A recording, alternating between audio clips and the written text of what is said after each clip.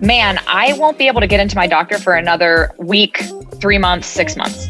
But I've got this issue right now. I'm just going to go to urgent care and see some random person that doesn't know me or my history. Because they don't know my history, might prescribe me something that's not appropriate. I'm going to go home, not follow up with them because they're urgent care. Right. And then I'm still in the same boat because now I've got my issue still going on, but I can't get in and I don't really want to get in because I don't want to go. It's a 7-minute visit that had 30 minutes late. Yep. I had to sit there in a waiting room and then it's over, with little coming from it. So to have the direct access that's quick, same day, next day appointments, usually, having that text, call, email, we start to minimize the doctor Googling, the urgent care use, the emergency department use as primary care. Welcome everyone again to another episode of In Flow with Soul. My name is Dr. Mary Meduna-Gross, and today we have Dr. Natalie Gentile. Am I saying that last name right? Gentile. Thank you. All right. So Dr. Gentile is board certified in both family medicine and lifestyle medicine. And she is the proud wife of Amir and mama to son Luca and daughter Layla. So welcome, Natalie, to the conversation today. Thanks for having me, Mary. I'm really excited to be here. This is fun. So, Natalie, tell us a little bit about your journey into medicine to begin with. Give us a little context about who you are and why medicine. So I've always thought that I would be a doctor. I really never knew any different. So it wasn't really a matter of what will I be when I grow up, but we all have different options of how we choose that path and how we end up getting there. Right. So I took what one would call the more traditional approach to becoming an MD. I went straight from college to Pitt Med School, straight into residency at Mayo Clinic in Minnesota. And that's where I became a board certified family doc and also got my board certification in lifestyle medicine. So lifestyle medicine is a new term for me. Tell me a little bit about what that means. Yeah, it was a new term for me too. It was a field that was in its infancy, really, by name, around the time that I was a resident and going into being an attending physician. So really, it's a name for something that many people in medicine have been practicing since the beginning of time, which is how can we manage, treat, reverse, prevent chronic diseases with our lifestyle.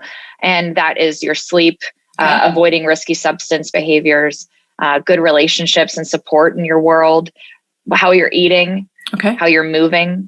And these pillars of lifestyle medicine are so integral to ways that we can manage chronic diseases that our country is being ravaged by, our world is being ravaged by. And the majority of chronic diseases, 80+%, can be related back to lifestyle habits. So this field of lifestyle medicine is the evidence-based land for this study. And that's why I chose to become a lifestyle medicine physician, because that was already kind of how I was practicing medicine. And so now there was a name for it, and that, was really validating. Okay. Is it different or similar to functional medicine? That's a term I've heard before. They definitely overlap. I would say they overlap a lot in definition. In real world practice, I'd say they're quite different just from what I've seen. So lifestyle medicine, we tend not to focus heavily on supplements. We don't tend to focus heavily on testing. We tend to really focus on lifestyle intervention and optimization. And so that is a way that I've noticed just in the real world how functional medicine tends to be different. But where we do overlap is trying to get to root cause of disease and understanding how our bodies can heal themselves if we give them the right fuel and the right habits. That's fascinating to me, again, because I have some assumptions about medicine that it really is the place that you go when you're sick and you need an intervention to fix it. And what you're really talking about is more about prevention and how do we even create healthy lifestyles to begin with so that we don't end up needing more of what I'm familiar with, right? The medicine that I'm familiar with. Exactly. And we'll obviously get into this more later, but this, I think, is what is at the crux of our big problem in healthcare, especially in our country.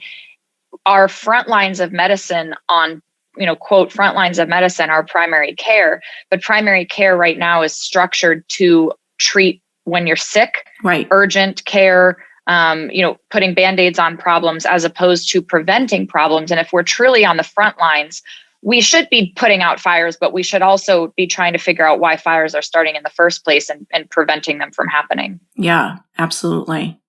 So how does this align with your own inner kind of mission, your purpose? Yeah. So the way I live my life day to day is the way I also practice in medicine and recommend things to patients. So I really, one of the things that I've always, I guess, inherently thought or had going on was walking the walk. Okay. Whether it was like back when I was playing softball and captain of the team, or whether it was, in college when I was personal training, or whatever it was that I was doing in my short life so far, has been, I've really always wanted to walk the walk too and be practicing what I preach. And so in my practice as a direct primary care doc who focuses a lot on lifestyle medicine, I'm doing this whole model of care and this whole type of practicing because this is what I truly believe is the way that healthcare should be. Yeah. And this is how I truly live and raise my own family. So I'm imagining then that this personal mission that you have, this lifestyle medicine practice, did all of that kind of add up to going out on your own? Or tell me about that part of your journey. Yeah, so I've had a cool journey. As I said, I took the traditional route to become an MD and to, graduate residency. But from then on, things have kind of just gone crazy. So I was on staff for 2 years at Mayo doing just general primary care in an employed model. And it came about time for us to move back home to Pittsburgh. And so I was doing the job search. At that time, I was, being offered jobs here by the big health systems, as you can imagine. Yeah. And one of my mentors at Mayo, fortunately, who knows me well, had said, I just don't envision that you're going to be able to do what you love to do with patients, which is be accessible, spend time with them, have continuity with them, practice lifestyle medicine if and when indicated, and how can you do that if you're just churning and burning through patients in the traditional employed model? And I was like, yeah, that makes a lot of sense. And he said, I encourage you to check out direct primary care. And fortunately, I did. Okay. And when I learned about this model of direct primary care, which is essentially a membership-based model practice that does not directly involve insurance, the relationship is directly between the patient and the doctor. So it's the old school family doc. Right. And that relationship has been so sorely broken and bastardized in this country that it is no wonder that there's no trust in the medical system, because you don't even know who you're trusting or talking to. Exactly. You can't even get to that person that you wanted to talk to. Right. So I fortunately, when we moved back home to Pittsburgh, dove right in and started my own practice. Okay. And so how long has that been now? Coming up on 2 years next month. Okay. So there must be a lot of growth in these past 2 years for you then, professionally, just practicing as a physician as well as building a business then. Yeah, so there's been a lot of maturing in the past couple of years from a lot of angles of being a business owner, being a physician, being a mom, a wife, a human, right? There's been a lot that's happened in the past 2 years too, externally. And so it's the growth has been fascinating, I think. And that's probably the invigorating thing that kind of keeps me going every day, is like just learning, this whole learning process. Yeah, it is a lot. And when you add up, I mean, just with you in the last 2 years, moving from, you're moving back home, but you're setting up a new practice. You have a new career, right? Basically. Yes. New babies. I mean, these babies, I don't know exactly how old they are, but they couldn't have been little. Yeah. Yeah. So you've got that. Interesting. You've got COVID. It was really interesting. COVID. Yeah. I mean, what the heck? When I distinctly remember, because we had our 2-year-old Luca when we moved here to Pittsburgh in May of 2019. And in July of 2019, I gave birth to Layla. While I was in labor, I was writing up my patient contract to open my practice in September 2019. That's a lot. So how have you managed to stay grounded and focused through all of these challenges? So at times I haven't, I've stayed grounded. I'd say I've stayed grounded and focused. I should give some credit there, but it's not easy. There you So go. I've managed to do it probably through self-compassion. I'd say is the biggest thing, just understanding and giving myself not in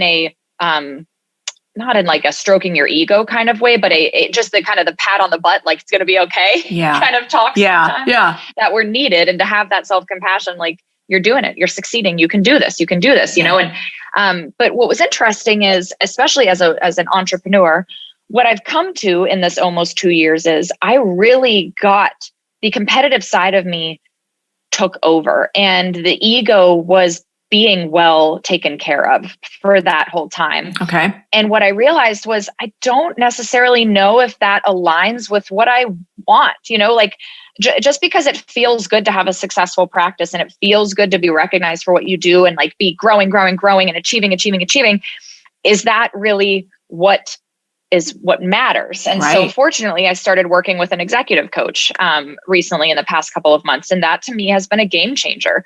And really I think what it really started out with as a game changer for me was identifying my core values. Yes. And once I identified my core values, it all kind of has started unfolding from there in the universe.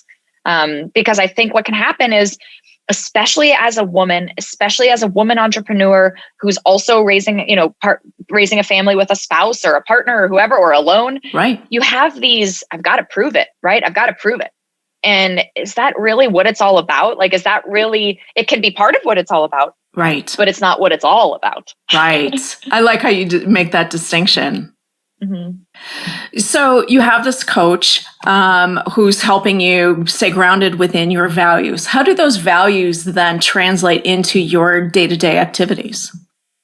So what I started to realize was I was working and more. And I know that the tipping point really happened when it was earlier this year when the COVID vaccine came out, and I was running vaccine clinics, and I was working basically 6 out of 7 days a week with my colleagues, just grassroots efforts. Right. And then the practice took off, and it really took off and grew. And it's like, wow, these number of hours that I'm in clinic and away from my kids keep going up and up and up. You could have graphed them, and It was this trend upwards. And I thought, well, this is interesting. Like, I have 2 little ones. They're 4 and 2 now, and they're incredible. But the message that kept eating away at me every day was, you're not a good mom. You're not a good mom. And these people around me were saying, like, what are you talking about? Right. You are a great mom. What are you talking about? And when I saw that incongruency, I thought this has to be explored further. And why is that happening? And it's fascinating because I was raised by, my dad's a physician and my mom is an executive. She's a nurse with an MBA who's always been an executive, who's always worked. And I remember my mom growing up. Okay. All the time. And she's my best friend now, And so when we talk about, and this is not a disservice to my dad, I'm talking about a female, character in your life and what influence they have. So when I look back at the female in my life who's most dominant, it's my mom. And I remember her. She was there. She's always been there. Yeah. And she's like, Nat, I worked so much though. And I was like, but Ma, when you were with me, it was always you were with me. You were with me, yeah. And what I was finding that I was telling this, line to myself, you're not a good mom, you're not a good mom. I wasn't feeling present at home and with my kids. And so that's what I'm learning a lot with this coaching is, he said, you're a great human doing, but you're not being a great human being. Right. And you got to learn to be a being. And part of what I'm doing or how I'm being to be toward that is cutting back on my work, and just being home more. Right. Right. So now that you're cutting back on your work, what's the self-talk that you've got about your business and your business growing? Yeah. So what I've realized is my business has grown to a point where I'm at a really happy place. And so my practice itself, I've got enough patients that I feel financially comfortable, but to a point where I'm able to really take care of them and hunker down and give them what they deserve. And so growth-wise, that doesn't necessarily need to happen. And what I've been able to do now is I'm going to start being home more. And I'm also on a new path with a merger with another practice and building a new empire in a sense that is very different from the day in and day out patient care of being a doctor. Right. It's the business building aspect of things. And that's fun. That's just like pure fun, right? Yeah, I see this. Yeah. So it's been cool to be able to redirect that. And don't get me wrong, like I have moments throughout every day where I'm like, but you got to grow more patients. People want to join your practice, right? You got to keep going. Right. Okay, but like, how can we take a step back and go back to those core values and start to be actually true to those goals as opposed to the ego? Yeah, exactly. So what do your goals look like now if they're not, I don't know, it sounds like maybe they're a little bit different than an ego-based goal. Is that? Yeah, so now it's really a matter of we want to build direct primary care in Pittsburgh as a whole and as a legitimate entity in Pittsburgh. And so that means helping other doctors realize that they don't have to be in the traditional model, and helping them grow their practices and helping give them avenues of safety from burnout and from dissatisfaction with their jobs. Okay. So what are some of the challenges that those physicians are facing that you can help them with by, it sounds like you're more of a kind of like a mentor, right, to some of these other physicians. What are some of their challenges? Yeah, so I always thought it was interesting, and I do think it's very interesting that we have this concept of physician burnout, and we talk about physician well-being, physician burnout, and healthcare worker burnout. And the burnout, the way that it's treated in the traditional healthcare systems where you are employed as a doctor, for example, is you do like continuing medical education videos on burnout and how to prevent it. And they're telling you like meditate more, or like take a deep breath. And they're telling so there's another thing you have to complete, right? Like you have to complete this physician burnout. Yeah. Right. More to do. And the system isn't changing though. Right. So if the system is the problem, because if you're forced to churn patients through boom, boom, boom, boom, boom, someone's telling you how often you can see a patient, what you need to do, the core measures you need to, criteria that you need to meet for each patient. You need to bill them at the highest amount you can to make money and generate revenue. If that's what is causing your burnout, then we need to fix, again, it's back to fixing the underlying cause. That's and if we're not fixing the underlying cause, then we're not helping physician burnout. And it's no surprise that physician suicide rates are so high. And that's even a problem in the first place. And so my goal is to educate about that and call that out, disrupt that system by calling it out, because that's what they're experiencing. And they don't realize that there are other ways. Yeah, right. Exactly. Now, I realize I'm not a physician and I'm not in that world. But when we started talking about this direct care model, it sounded very unique to me. And as I mentioned to you earlier, I've had some conversations about this since we talked last. And in fact, today I was talking with a coach who works with physicians in a direct care model. And he says, this model is old as, again, it goes back to the original model of medicine, which was that, I'm almost ashamed to say this, but Little House on the Prairie, right? Yes, exactly. The doctor who was the anchor of the community, who did house calls when anyone needed anything, that was the person that they called. And so on the one hand, it sounds like, yeah, this has been our model of medicine, but we've been so far away from that for so long that feels nostalgic. Like, oh, that's back in the good old days kind of a thing. And it doesn't work here anymore. But you and others seem to now be, well, not now, just now being able to find a way, but there is another way of practicing medicine. So tell me about kind of what are the benefits for this model of medicine from the client side? So the direct access to your doctor, and that doctor being the same doctor. So I think the best way is kind of to compare and contrast. So in a traditional model, you're usually being seen by a team. There's multiple, I'll use the word providers, even though I hate that word, but there's multiple providers on this team that if you need to be seen, you're usually assigned to one of those providers to see, and you may not know that person. So you might be retelling your story each time. Right. And then, so it's the continuity with the same person. It's the access. So typically in a direct primary care practice, the patient can text, call, email their doc. Okay. And so when you have that kind of access, if you think of things like, man, I won't be able to get into my doctor for another week, 3 months, 6 months. Mm-hmm. But I've got this issue right now. I'm just going to go to urgent care and Right. see some random person Right. that doesn't know me or my history, who, because they don't know my history, might prescribe me something that's not appropriate. I'm going to go home, not follow up with them because they're urgent care. Right. It's going to cost me a good amount of money that I went to urgent care. And then I'm still in the same boat because now I've got my issue still going on, but I can't get in and I don't really want to get in because I don't want to go it's going to take, it's a 7-minute visit that had 30 minutes late. Yep. I had to sit there in a waiting room and then it's over, with little coming from it. So to have the direct access that's quick, same day, next day appointments, usually, having that text, call, email, we start to minimize the doctor Googling, the urgent care use, the emergency department use as primary care. Okay. Which is currently being used heavily in this country. Yeah, exactly. So the other thing is having that continuity and access and affordability and transparency are so different. So in the general traditional healthcare model, you don't know how much things are going to cost, especially if you're running through your insurance. I mean, one person's bill versus another person's bill for the exact same things could be totally different numbers. Right. And so these arbitrary costs for healthcare are bankrupting people, and households can't even afford health insurance for their families, and employers can't give insurance to their employees.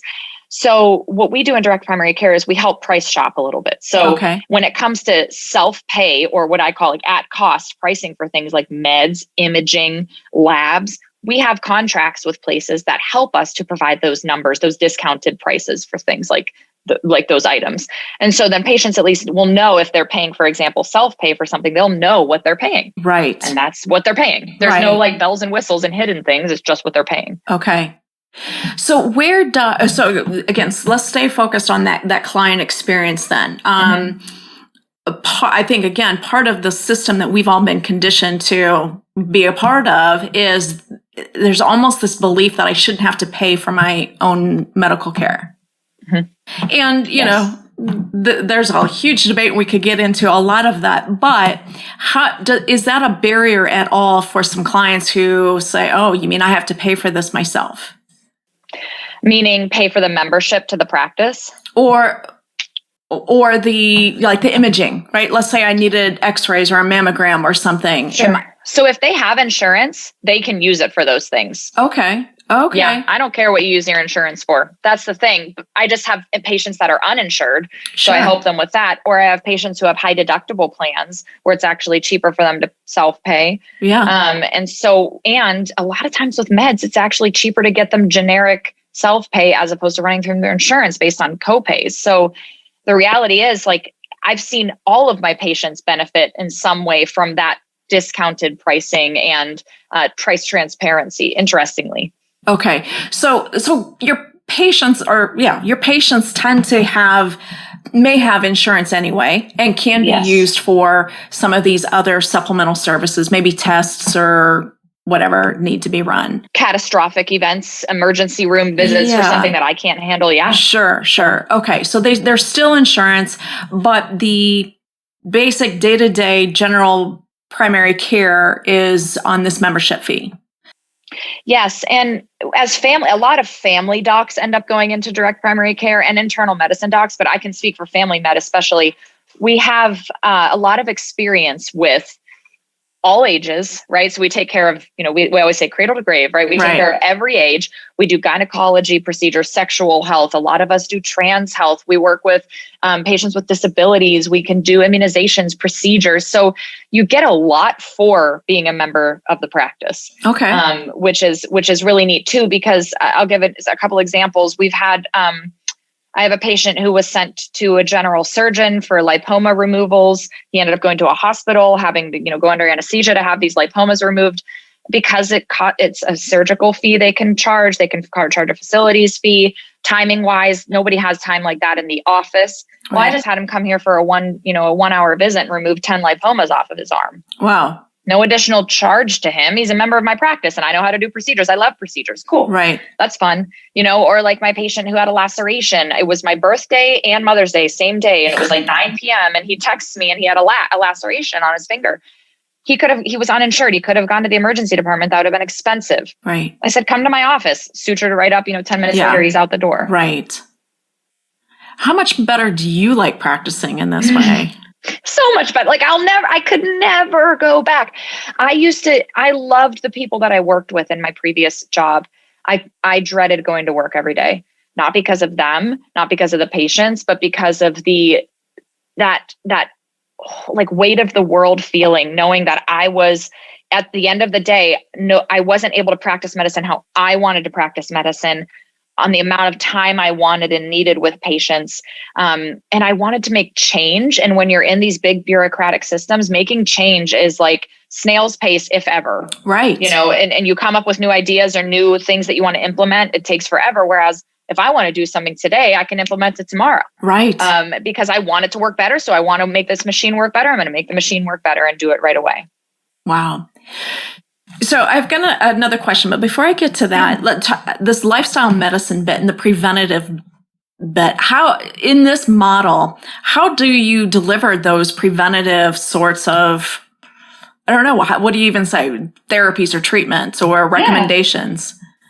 So I always say I see every patient through the lens of lifestyle medicine. So whether they know it or not, I'm thinking about them, with that idea of how can we optimize lifestyle as well, regardless of what's going on. Okay. I do have patients who come to me specifically for lifestyle medicine consultations. For example, like they might not be a member of the practice, but they have a history of high cholesterol and they feel like they haven't had an explanation to them about lifestyle habits and, a deep dive into their family history and things that have been tried. So I can help them with that specific issue. If they're members of my practice, I have patients send me food logs. I have patients send me exercise logs, sleep logs, that kind of thing. Okay. So that we're able to review those things together. Do you currently, or have you considered having like partnerships? I noticed that your nurse has some Reiki training and does some, I'll say non-traditional, it sounds like, yes, therapeutic services. Do you have partnerships with other therapeutic partners? Not formal on paper partnerships, but like my most common prescriptions are massage, acupuncture, therapy, exercise, and diet. Okay. Yeah, those are my most common prescriptions for people. So, and I like to try out, people in the community that I refer them to, so that I can say, hey, I've been here. I really like this place. But, I don't have any formal partnerships with any alternative practitioners. I do say to my patients, like, try out places, see what works for you and find relationships that work for you. Yeah. So you really do promote those alternative therapies and treatments that you may or may not practice be able to deliver yourself, right? Exactly. And so I just like to know of those things and offer them. And I'm also always learning from my patients too, things that they've tried, and then I can pass that on to other patients. And I think communication is so huge, and communication and authenticity. And so those, I think, are the biggest things that I do daily in my practice, whether that's like through my social media and how I present in the community, or community engagement stuff I'm doing, or my emails that I send out to my patients and newsletters, like being authentic and having communication. Hey, this is something I don't know a lot about. This might be a person that could help you. Okay. This is what I'm doing lately and feeding our family, try it out. Like being authentic and real, I think, is how you build that trust. Absolutely. So the bigger question that I wanted to ask you is, how disruptive is this model of direct care to the medical system? If you are someone in a suit up on the 32nd floor of the U.S. Steel building, like they probably think that we are an ant, on the ground. Okay. But it's extremely disruptive. Because any grassroots effort, which at this point is not even grassroots, it's across the country and being well established, all it takes is that word of mouth for things to start spreading. That's how people start to realize that they deserve something better as a patient, and how docs deserve to realize that they deserve something better as a physician. Yeah. And once you have a taste of that, like that's very disruptive. And we have the power, doctors and patients, to rebuild this relationship ourselves, despite those people that are trying to continue to break that down and corporatize and make medicine a business. Okay. So let's go to the patient or the client side for a minute here. Let's say we've got listeners who are saying like, gosh, this sounds like a model of medicine that I would prefer to be seen this way versus not knowing who I'm seeing, and not even going. Like, I'm guilty of it. Like, I'm not even going to go because I don't know who I'm going to see, and I'm okay right now, right? Yeah. Yeah. Totally. Until something falls apart, then I'm not going to go. And I've experienced this. I have a chronic health condition that I really put off. And then when the crisis hit, I didn't have anyone who knew my story, knew how this was developing, and was able to help me treat it. I mean, eventually I found that, but that was an additional challenge that I had to face in the midst of a flare-up. And that was incredibly painful, incredibly challenging, not just physically, but also mentally, how depressed I felt. And just like, oh my God, like this is going to be my life for the rest. I automatically went to, this is what it's going to be like for the rest of my life. And that's really not the time that I want to be making medical decisions necessarily. I want a partner who's going to be able to guide me in this.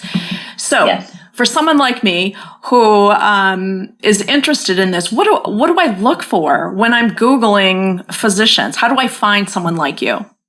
Yeah. So an easy way is direct primary care, fill in the blank of your city. That's a good way to do it. There are also great websites, the Direct Primary Care Alliance, so DPC Alliance, or DPC Frontier. These are great websites that have mappers that tell you where across the country there are DPC practices. And DPC comes, the old saying is, once you've seen one DPC, you've seen one DPC. So every practice is so different. So like a pure DPC practice is going to be your membership-based model practice. Okay.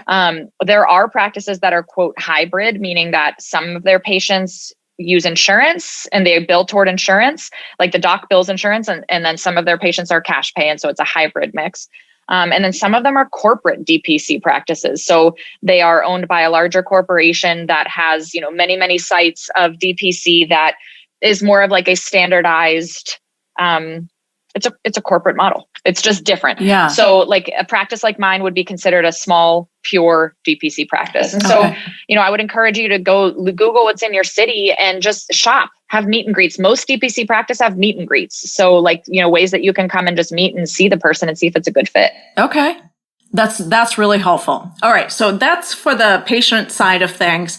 Mm-hmm. What about for other physicians who might be listening to this and feeling the burnout that we've talked about earlier, and that squeeze between being able to practice and not being able to practice? What would you advise to them?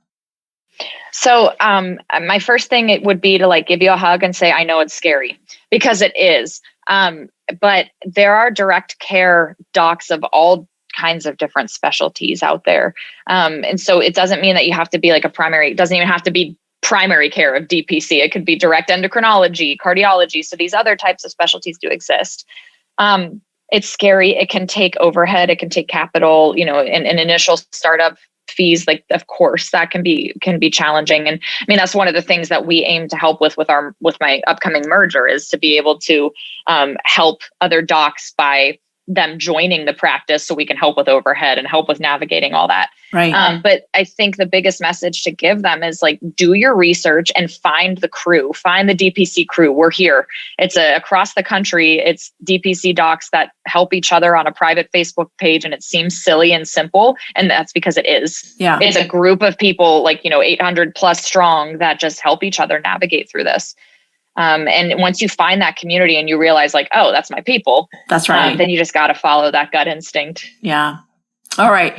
So before we leave that piece then, on the business side of things, and again, let's say we're talking to those physicians who are like, yeah, maybe this is something that it's time for me to make this move. On the business side of things, what would you suggest to them to kind of have in place before they make that leap?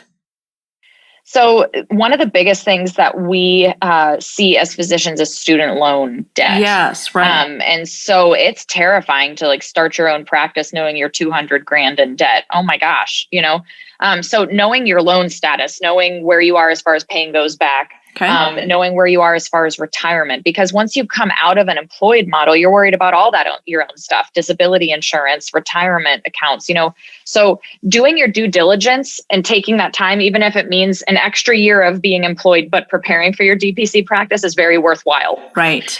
Very worthwhile. Yeah. So I would say knowing, and everybody's different too. There are DPC docs who are the sole breadwinners of their homes. So they're immediately going to start their practice and feel the pressure is on. Right. And that's okay. You are not alone. Right. Like, so I would say you are not alone because it's happening all over the country. And then there are docs like myself who have a spouse or a partner who is an employed physician and has their job and is taking care of our family that way. So I've been able to build this as I wanted to build it.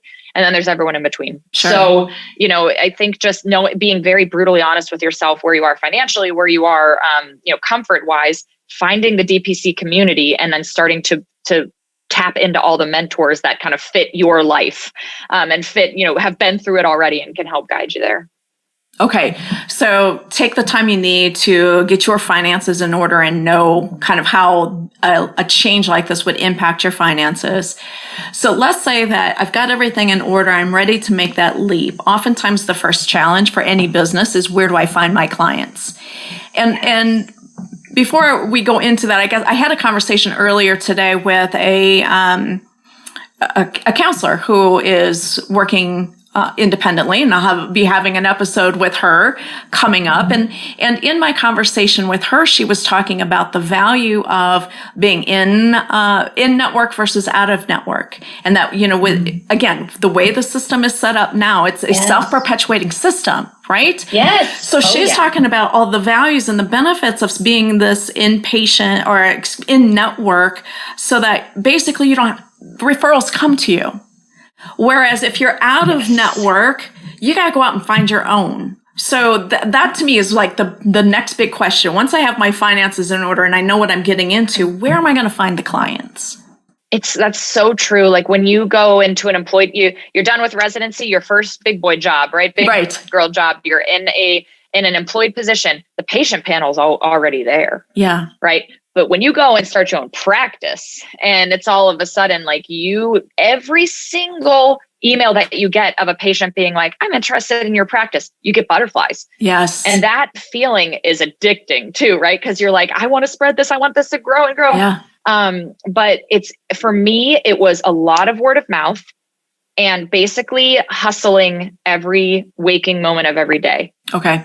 So like hustling in the sense of everyone I talked to about the practice. Everywhere I went in the community, I set up engagements in the community so that I could talk about the practice, or indirectly about the practice, talk about my fields of expertise and plug the practice, and then social media was huge. And then it was just word of mouth, you hit almost just this breaking point in your patient growth where then it just kind of goes nuts. Exactly. Yeah. But getting that to that point initial, it's very scary. It is scary, and it's uphill, and sometimes it feels like you can't see very far on either side of you. It's just but so hearing you talk about those strategies, those are very common in most of our businesses, right? So anytime you're starting a business, you got to get out and talk to people about what you're doing, get them excited about it. And in this case, even educating people about it and the what's in it for them, right? What is it that you can do for your patients